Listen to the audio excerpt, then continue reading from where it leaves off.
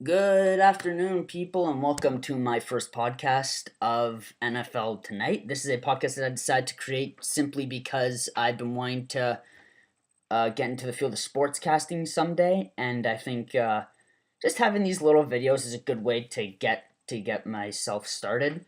And this is specifically an NFL podcast, so if you do not like football, just you might as well just not watch. I'm not encouraging you to not watch, believe me. I'd like it if I had viewers, but I am going to make other podcasts. I am going to plan on making an NBA podcast, an MLB podcast, an NHL podcast, and in the summer there is going to be a World Cup of Soccer podcast as well. But for now, I just want to focus on NFL, and the reason I decided to start this way is because this is the NFL's most important time of the year, aside from the playoffs. This is where we see who can dig down deep and just push into a playoff spot. Because there's so many teams out there that still are contending. There's only been mathematically 3 or 4 teams that have been eliminated from a playoff spot. There are still a lot of teams in the hunt, and there are still wild card spots. Not even wild card spots, divisional spots too, up for grabs. So I'm just gonna go through the games of Week 14 and state my opinions and what I think the outcome will be. I'm not gonna give any specific scores because I cannot predict the score. It's a sport. Anything can happen. So I'm only gonna predict who the victor is, not what the score is. So the first game, we have a battle of rookie quarterbacks, the only rookie quarterback battle going on this week, and that is EJ Manuel and the Buffalo Bills heading over to sunny Florida to face off against Mike Glennon and the Tampa Bay Buccaneers. Two teams that really they know they're not going to make the playoffs. All right, they know that they're not going to be fighting for a top spot anytime soon. But here's the thing, within the 5 years from now, this will be a potential Super Bowl. I know this seems very far stretched, and but every team goes through a rebuilding stage. Seattle went through it, and now they're the top team in the league. It's all about rebuilding in any professional sport. And so we have two rookie quarterbacks here going at it. EJ Manuel for Buffalo, Mike Glennon for Tampa Bay. This is going to be a game that's purely offense because you really can't compare defenses here. Yes, Buffalo does have a potential defensive rookie, probably the defensive rookie of the year in Kiko Alonso, plus Super Mario Williams on the defensive end side. He's always fun to watch, but Tampa Bay's defense is, although struggled this year, it's still loaded with star power. Gerald McCoy up front, Deshaun Goldson and Darrelle Revis in the secondary. You can't argue with those three. They had great seasons last year, minus Revis's ACL tear last year. He still is, in my opinion, second best cornerback in the league. I know a lot of you guys would argue with this on me, but I gotta give that number one spot to Richard Sherman just because of how he's played the past 2 years, and it's only his third year in the NFL. So I'm going to give Tampa Bay this win because it's going to come down to an Arsenal game, and Mike Glennon just has a few more options. EJ Manuel really only has one specific option, decisive option to throw the ball to, and in terms of deep threat, and that is Stevie Johnson, who is a mediocre receiver. He is stepping up to become the next great Johnson receiver because there's like a line of great receivers named Johnson. And currently in the league right now, two of the top, probably the top two in the NFL, are both named Johnson. That is Calvin and Andre. Not related, but still. Stevie Johnson is one of those electrifying guys who can make a big grab when is needed, but sometimes he can. He has been known for the ball to slip out of his hands when it is soaring past 20 yards, and he's got one of those corners in front of him, and he has to battle with them to get the position. So, and he's gonna be comparing wide receiver versus wide receiver with a veteran, one of the best today, top 15 easily, Vincent Jackson for Tampa Bay, who can make some of the most unbelievable grabs. If he can really focus and buckle down, he can play at a Des Bryant or AJ Green level, and he's very versatile on the run game too. If you need a wide receiver to run the ball, he is the guy you want to look forward to because he's big, he's fast, and he's hard to tackle. So I'm gonna give Tampa Bay the heads up and say that the Buccaneers will walk away with a win. Next up, we have AP Adrian Peterson and the Minnesota Vikings traveling to M&T Bank Stadium to take on my Baltimore Ravens. Love the Ravens. Been huge Ravens fan since '98. This game I really can't predict, at least in terms of how close it will be, or even who the victor is, because Minnesota, yes, has had some struggles. So has Baltimore. Baltimore is, however, in a wild card spot right now, currently fighting with the Miami Dolphins for that final AFC wildcard spot. And this is not going to be a passing game. This is not going to be a passing battle because on one hand, for the Ravens, you got Joe Flacco. Yes, had some bad games this season. Still, Super Bowl MVP, and we saw in the playoffs last year, he can make big plays when it counts. He's got the accuracy and the arm, and he has the receiving tandem to beat any cornerback corps, even Seattle. And I've been talking a lot about Seattle today. I haven't even mentioned their game yet. That's just the effect that they have on you. With the return of tight end Dennis Pitta, too, it's one of Joe Flacco's favorite targets. It's going to obviously make it a bit more threatening for Minnesota's pass defense, which is not even ranked in the top 20. And there's only 32 ranking spots you can have. So this is a very struggling pass defense. So this is going to, and plus Matt Castle, it's Matt Castle. There's a reason. There's a reason the Chiefs cut him last year. You don't become the NFL's worst passing offense for nothing. So now he's with the Vikings. He's a backup to Christian Ponder, who is also not exactly the top of his class. Not really. He's under that mediocre level. And, he relies a lot on Adrian Peterson to carry that team, as we saw last year and a bit of this year, too. So this is going to come down to a running game. Most talented running back in the league against one of the most talented run defenses in the league. If Adrian Peterson can't get past that D-line of Haloti Ngata, Terrell Suggs, and Elvis Dumervil, then he's going to find his way up the hole, no problem. He's going to find his way up the field, no problem. And Minnesota has a fighting chance. But if Minnesota relies on a passing game, they probably won't because it's Adrian Peterson. But if Minnesota relies on a passing game, and if their run game struggles, then Ravens take the easy win. Next up, we have the Cleveland Browns heading to Foxborough to face off against Tom Brady and the New England Patriots. Aside from Seattle, Foxborough is probably the hardest stadium to play in, just because of the atmosphere of it all. You're against one of the best quarterbacks in the league. You're against one of the biggest fan bases in the league. And it is just a hectic place to play in. And it's a miracle if you come out of there even with, I'm not going to say a close win, but like with a win in general. It's just so difficult to come out of Foxborough and have the upper hand against the Patriots. Let me give you a little bit of example. Denver's the top team in the AFC right now. They went to Foxborough 2 weeks ago to play the Patriots. It was the first time that the Patriots were not favored to win in Foxborough since 2005. 2005. So for nearly 10 years straight, for 8 years on the dot straight, the Patriots have been constantly favored every game to win at home. And, it's Denver, so when you beat Denver in home, when you beat Denver in general, it's amazing, and they're still riding that emotion of that incredible 24-point comeback that, ironically, Denver had one of those last year, too, a 24-point comeback against San Diego. But this is the Cleveland Browns. Yes, Josh Gordon is probably the hottest receiver right now. He had the back-to-back 200 yards receiving games. But this is a Patriots team that,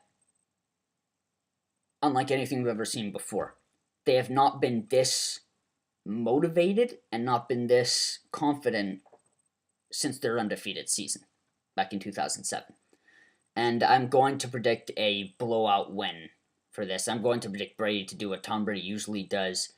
Kembrell Tompkins and Aaron Dobson, questionable for this game. If they do play, then they will have some big time influence in this with the deep threat. Julian Edelman will always be in the slot to help Tom Brady, but he is going to have to get past D'Qwell Jackson, who is a veteran linebacker and still one of the better linebackers in the game today. One of a very underrated defensive player. So it's all going to come down to the Gronk, Rob Gronkowski. There's no doubt Brady's going to look for him a lot. There's no doubt that Brady's going to look for him majority of the time, especially on third down plays. And, honestly, I don't even know how many third down plays they're going to have in this, because this is a Brown defense is struggling. The only thing Tom Brady has to really worry about is Joe Hayden in the back and see how he can get the ball past or around him. But still, I believe Patriots will walk away with an easy win here.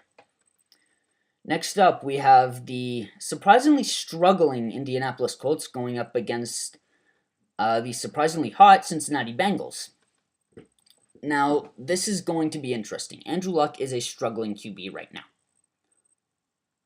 I never thought I'd say that until at least his fourth year in the NFL. Andrew Luck is a struggling QB right now. He's without T.Y. Hilton. Reggie Wayne's is out of the season with that ACL tear. And he's going up against one of the most surprising defenses of the year, and they're without their best player, former defensive player of the year candidate Geno Atkins, who would have without a doubt been a defensive player of the year candidate if he played this year. So this is going to come down to who has the more confidence in this game, who has the better mentality in this game in terms of quarterbacks. Because they still have some good receivers. You really can't compare too many receivers to A.J. Green, but I'm going to try. Darius Hayward-Bay is a very underrated receiver. Fast, agile, strong. I think this is going to be a deep ball game by the fourth quarter.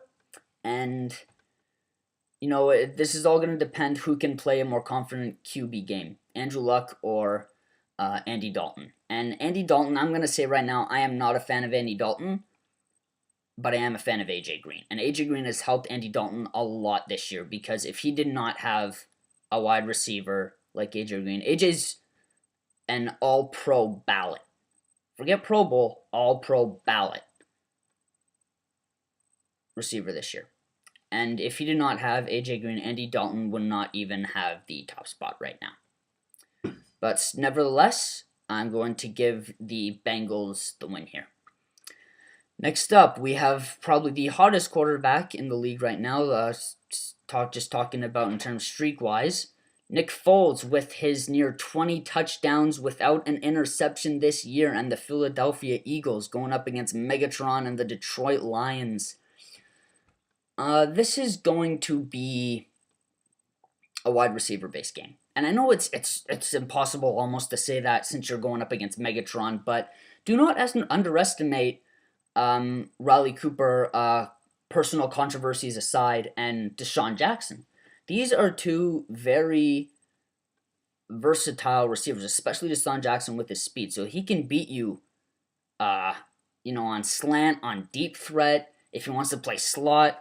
And Nick Foles has that cannon of an arm that can just turn a secondary inside out. We've seen that repeatedly. We saw that against Arizona last week, and he's most likely going to continue throughout the rest of the year.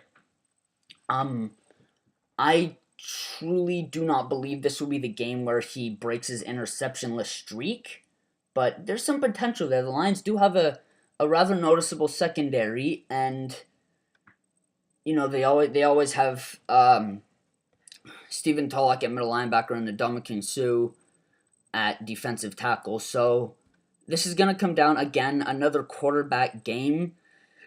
I am going to say the Eagles come here with the victory. The Eagles will walk out of Philadelphia with the victory, all thanks to LaShawn McCoy.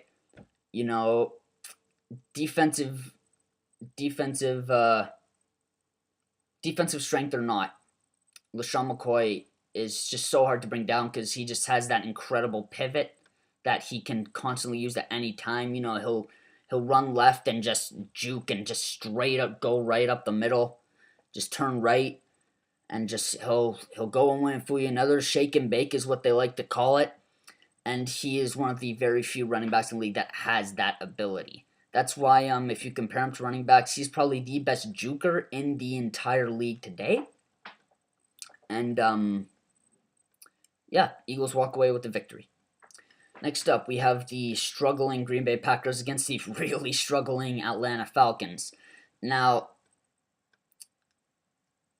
this is going to be a game of who steps up more. And I'm only speaking in terms of wide receivers here because these are two of the most struggling defenses right now. Yes, I know Clay Matthews is still one of the best outside linebackers in the NFL. And yes, I know there's still B.J. Rahi at the defensive tackle for Green Bay. But, that's only two guys. And they have not been exactly that hot this year. I mean, they couldn't even take down, at the time, struggling Chicago Bears for Josh and a backup quarterback in Josh McCown who threw for 300 plus yards in that game. And that's when I see that against a team usually as strong as Green Bay, that just makes you wonder, all right, these guys are done. Season's over. No playoff chance this year. I'm not saying that they're going to go first overall in the draft.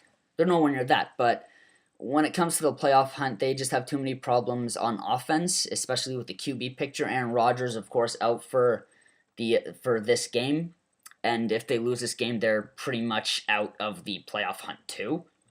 They will be knocked back to the Jacksonville area, which is I like to call it, where you're not in the playoff hunt, but you're not exactly like eliminated from the hunt either. But I'm going to have to still give the Atlanta Falcons the win on this one simply because it's going to be a battle of not the Atlanta Falcons, the Green Bay Packers, the win on this one, simply because it's going to be a battle of quarterback receiver chemistry. And when I say chemistry, I don't mean like how close Matt Stafford and Calvin Johnson are. In this case for Atlanta, how close Matt Ryan and Roddy White are. Because that is a great quarterback wide receiver duo right there. But, Randall Cobb for Green Bay, Jordy Nelson for Green Bay, two incredible receivers right there. Two beats one, and, Green Bay's just going to have more options. Eddie Lacy, still one of the most dominant rookie running backs this year. And Steven Jackson, just with his struggles this year, it's not going to turn out well for the Falcons. Packers move on for the victory in this one. Okay, next up, we have the formerly undefeated Kansas City Chiefs going up against the struggling Washington Redskins. Chiefs win. Just out there, Chiefs win. There's too many problems with the Redskins as it is right now. They got to give it. They got to give the rest of the season just. They got to wave the white flag for the rest of the season. Just say, we jumped the gun with RG3. His knee injury cost us. It's not RG3's fault. It's really not RG3's fault. I get it. He wanted to come back. He wanted to prove everyone wrong. And he did have some good plays this year. He did have some good plays that reminded us of his rookie season last year. He is going to be one of the better quarterbacks in the league. I think he truly is one of the better quarterbacks in the league. He's not elite level yet, but, in terms of the young quarterbacks, he is definitely second on that list, right under Russell Wilson. And I know a lot of people will call me crazy for listing RG3 under Russell Wilson, but that's just the case this year. And what can you say? The Chiefs have surprised us all. Best defense in the league. Just all that star power with Eric Berry, Tom Bahali, Justin Houston, Derek Johnson, Brendan Flowers, and then some. On offense, you got Alex Smith, Jamal Charles, probably the best running back this season.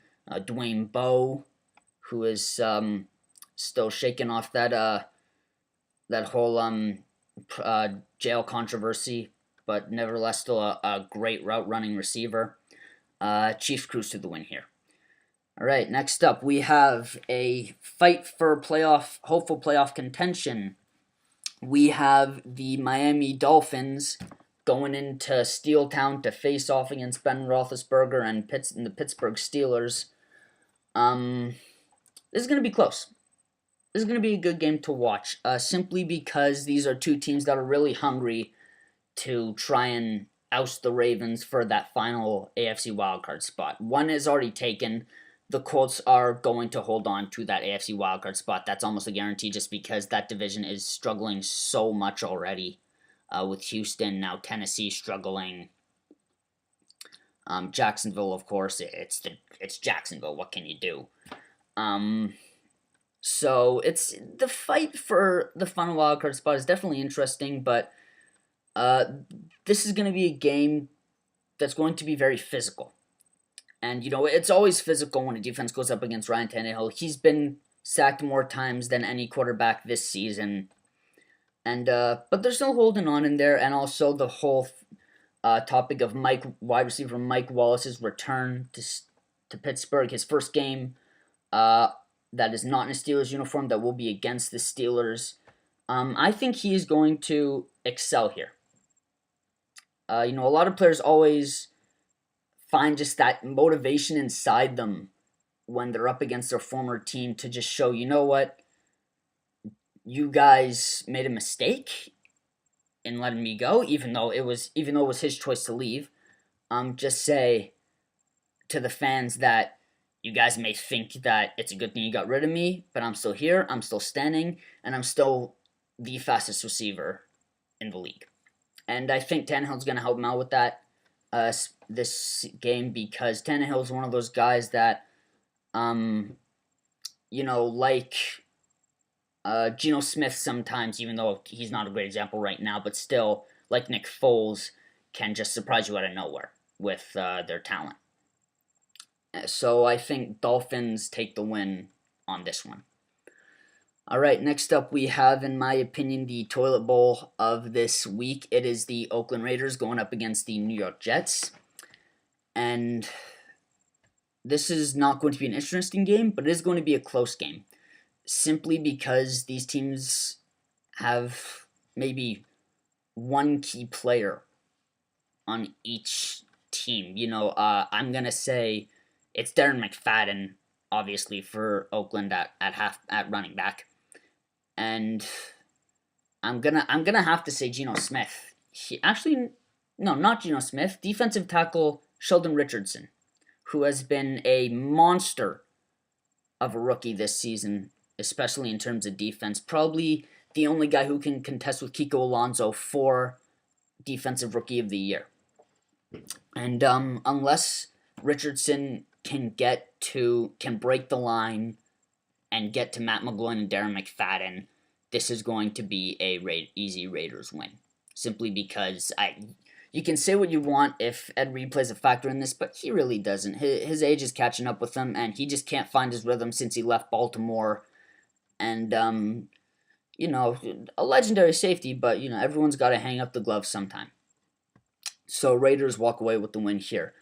Speaking of walking away with the win, we have probably the most intimidating team in the AFC right now, the Denver Broncos, taking on the Tennessee Titans. Now, this I find interesting because of the whole issue a couple years back where a lot of people thought Peyton Manning was going to return to Tennessee since he played there in college.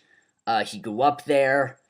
And everyone, including me, thought he would be a perfect fit to give rebirth to that Tennessee Titans franchise since Steve McNair retired and unfortunately passed away. Since Eddie George retired, they just haven't found as much star power as they did back in the early 2000s. So, but nevertheless, blowout. It's just going to be a blowout. You have no defensive weapons against majority of the offensive weapons in the NFL, and that's just gonna cause so much problems for the Tennessee Titans. They were in playoff contention. They were fighting for a playoff spot, but with their struggles in the past, with Ryan Fitzpatrick's passing struggles, with Chris Johnson's again attitude struggles, this is probably one of the more ego-driven running backs in the NFL, and I'm gonna have to go with the Broncos on this one, and they keep their top spot in the AFC. Next up, we have Peyton Manning's little brother Eli and the New York Giants going up against the San Diego Chargers. This is going to be what I like to call interestingly bland, because these are two quarterbacks who have just shown us in the past that they can be great, shown us that they're loaded with potential and can be one of the better quarterbacks in the league, but just all the troubles this season for both, aside from Phillip Rivers. Phillip Rivers, fantasy point-wise, has been the second best quarterback this year, aside from, of course, Peyton Manning. Now, this is going to be interesting because I'm going to pick the Giants with the win on this one still. Even though Rivers is playing phenomenal, even though the Giants have had struggles this year, they're starting to get back to that old comeback like Giants where Eli Manning can just rally a team to victory in the fourth quarter. And, with Justin Tuck stepping up again after that 3-sack game against Washington last Sunday, it is going to be a Giants victory. Next up, we have the second most anticipated game of the week. It is the first place Seattle Seahawks going up against their division rivals and their arch rivals, the San Francisco 49ers. Another battle of the mobile QBs, Colin Kaepernick versus Russell Wilson. Any football fan out there knows what happened to San Francisco when they walked into Seattle. They just got whooped. They got beat bad. Colin Kaepernick was off his game. He could not connect with a receiver. But you know what? This is a reborn 49ers team then from this past beginning of the season. All right, Alden Smith is back after his troubles. Michael Crabtree back after injury. I believe that this is going to be the San Francisco team that you saw last year in the playoffs that could just romp anybody, no matter who you put in front of them. That comeback in the Super Bowl, even though they didn't walk away with the win, still an amazing effort by Kaepernick and company. And I think since this is not in Seattle, this is going to be a close game. Not a 3-point game, but maybe the win's going to be by a touchdown, or maybe a 10-point game. I know 10-point game doesn't seem close, but again, you got to remember, it's Seattle. It's the Seahawks. It's Pete Carroll. It's Russell Wilson. It's Richard Sherman. It's Marshawn Lynch. You got to take how good this team is into account. Like, this is a team that I do not describe as a team. This is the closest thing to a family you will see that is not related. That does not have relations to each other in terms of teammates. I mean, these guys are just so well put together, and their chemistry, both the offense and the defense have, never mind the Legion of Boom with that amazing secondary, just the offense and defensive chemistry this team possesses it's like watching Dallas in the 90s or the Steelers in the 70s. They're just so dominant, and they know they're dominant, but they don't flaunt it.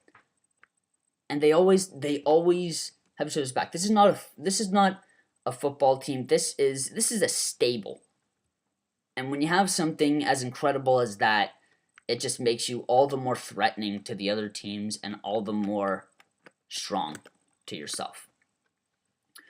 So I'm going to say the Seahawks take the win on this one. As good as the 49ers have resurrected themselves, the Seahawks are going to walk away with this one and improve to 12-1. Next up, we have the other side of the NFC West going at it. The St. Louis Rams going into Arizona to take on Carson Palmer and the Cardinals. if the Rams are able to contain Fitzgerald, they will have the win. If the Rams are able to get Robert Quinn past the offensive line and get to Palmer, they have the win. If not, Palmer and Fitzgerald will rain deep ball passes all over this defense. This is a struggling secondary. And that's really all you can say about this game. It's not one of the more exciting games to watch, seeing how the other and division game for the NFC West is San Francisco versus Seattle. But I'm going to say that the Cardinals take the win with this one. I'm going to say that the offensive line will hold down Robert Quinn at the defensive end and walk away with a win. And the final game on Sunday, we have the most anticipated game of the year, surely one that I will be watching from the 15th minute of the first quarter all the way to the last second of the fourth quarter. It is the NFC South divisional battle. First place in the NFC on the line between the red-hot Carolina Panthers and the still red-hot New Orleans Saints. Now, the New Orleans Saints did have that 34-7 loss against the Seattle Seahawks, but this, Seattle, you can't do anything about that. And it was in Seattle again, you can't do anything about that. Maybe if it was in New Orleans, it would have been a closer game, but nevertheless, a dominating display by their opponent. And this is not going to be that game. This is going to be a close game down to the wire. This is going to be, in my opinion, a repeat of Carolina versus New England. Holding controversy at the last second aside, this is going to come down to a QB battle. You got a mobile young quarterback who can beat you on the run or on the pass with Cam Newton, against a veteran quarterback who really only has one option, and that's to throw the ball, but does it as good as anyone in Drew Brees. And this is one that I really can't put a finger on, because you look at one weapon, let's say for the Saints, the Panthers have it equalized. You got Marquise Colston wide receiver, you have Steve Smith at wide receiver. New Orleans at tight end has Jimmy Graham, who's still the best end in the league. You got Greg Olsen for tight end in Carolina, and who has still stepped up as one of the better receivers. Running backs, Pierre Thomas versus D'Angelo Hall. Again, even stalemate. You can't do anything about that. Let's take a look at the defensive side. You have Jonathan Vilma at middle linebacker, but you have Luke Kuechly at middle linebacker, who has been having a phenomenal season, and we all expected that. The intensity he plays with, it's like, to be honest, it's watching a white Ray Lewis. It really is. He is the white Ray Lewis, just someone with that intensity, but the only difference he has from Ray Lewis is that he's a silent guy. He'll tackle you, he'll pick you off, and he won't say anything about it. He'll just walk back to his position, will walk out the field, just say, yeah, I beat you, so what? Try and beat me again, I'll still try and beat you, but he'll only be saying it up here, because he is not a flashy player. He does not talk the talk, but he definitely walks the walk. So this is definitely going to be a very even game, and that's what I love about these two NFC South teams. They're both so similar and yet so far apart from each other. So I am going to have to give this win based on emotion, and that will go to the Carolina Panthers. Carolina Panthers will cruise to their 10th win of the season, to their 10th straight win, and take the top spot in the NFC South. And finally, we have the Monday night game, which is two of the greatest franchises of all time. Now, unfortunately, two very struggling franchises, the Dallas Cowboys going into Soldier Field to take on the Bears in Chicago. I'm going to have to give this win to the Cowboys, simply because this is a defense that, although can be very threatening, can also show very large amounts of problems and gaps when they do not have the right rhythm going for them.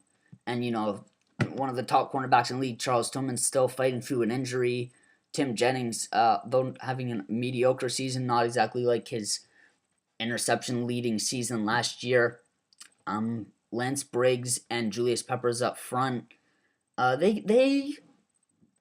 getting old, and it's definitely hard to cope with age. But they can still make big plays sometimes. But Dallas Cowboys offensive line is very, very underrated, and not to mention on side you have wide receiver Dez Bryant who's top 3 easily in terms of receptions, in terms of wide receiving right now. Obviously, you got to rank Calvin Johnson, Megatron for Detroit at number 1. But if anyone can contest with Calvin Johnson, it is Dez Bryant. And I think this is not going to come down to a defensive game because Dallas does have some defensive struggles. DeMarcus Ware has single-handedly been carrying that team's defense on his back for so long, especially with Sean Lee now injured. Even though Sean Lee will be middle linebacker Sean Lee will be returning this game, one of the best middle linebackers in the game today, but he is first game coming off injury, and that's always very struggling and troubling for some players, so this is going to have to rely on DeMarcus Ware to carry this defense once again. Now, I think this is going down to a very weird position. The tight end. Jason Witten versus Martellus Bennett. And I'm going to have to go with the Cowboys simply because Jason Witten is the tight end that catches everything. You can throw it 5 yards, he'll catch it. You can throw it 20 yards, he'll catch it. You can throw it 50 yards, he'll catch it.